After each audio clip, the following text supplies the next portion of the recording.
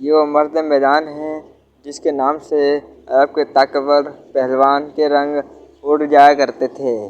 وہ جس دن اسلام کے قافلے میں شامل ہوا، اس دن مدینہ کی گلیوں میں خوشی کے نغارے بج اٹھے۔ وہ جس تلوار کو اٹھاتا، اس کی دھار صرف ظلم کے سر کو تلاش کرتی تھی۔ اور آج ہم سب کو اس عظیم ترین مجاہد، اس عظیم ترین شہید، اس بے مثال بہادر کا قصہ سنا رہے ہیں۔ شیر خدا اسد اللہ حضرت حمزہ رضی اللہ عنہ۔ حضرت حمزہ رضی اللہ عنہ قریش کے بہترین شکاری، تیر انداز اور پہلوان تھے۔ عرب میں بہادری کا ذکر ہوتا تو لوگ کہتے، اگر اصل بہادری دیکھنی ہو تو حمزہ بن عبد المطلب کو دیکھو۔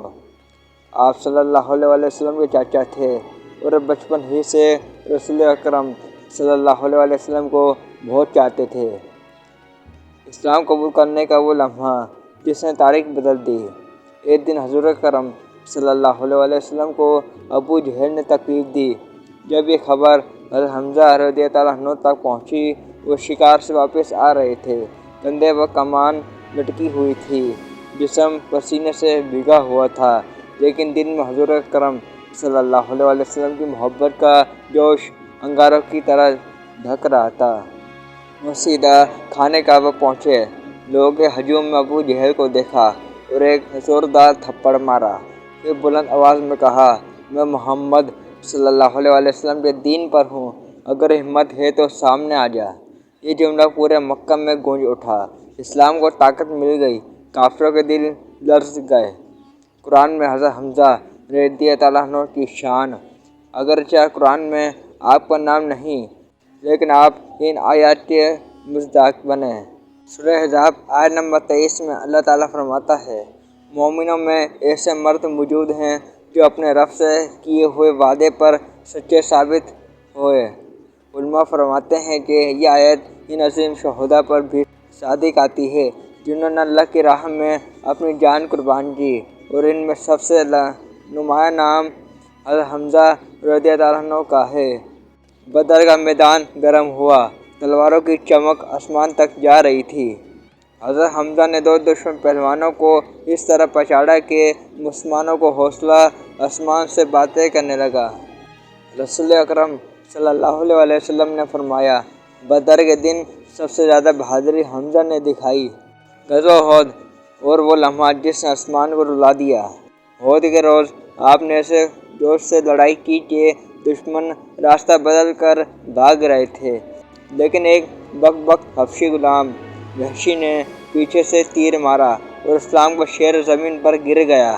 زمین کانپ گئی، آسمان رو پڑا۔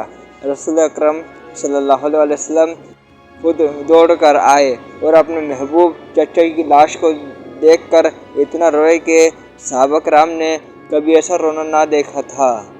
حضور صلی اللہ علیہ وسلم نے فرمایا، شہیدوں کا سردار حمزہ ہے۔ غزوہ احد کے بعد حضور صلی اللہ علیہ وسلم کا غم۔ صحابہ کرام کہتے ہیں کہ کوئی دن ایسا نہ گزرا کہ نبی اکرم صلی اللہ علیہ وسلم حضرت حمزہ کو یاد نہ کرتے۔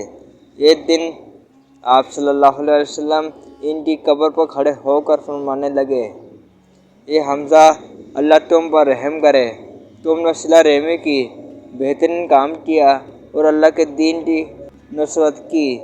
حضرت حمزہ رضی اللہ عنہ کا وہ اعزاز جو کسی اور کو نہ ملا۔ آپ کو سید الشہداء، شہیدوں کا سردار کا خطاب ملا، اس لیے آپ کو شیر خدا بھی کہا جاتا ہے۔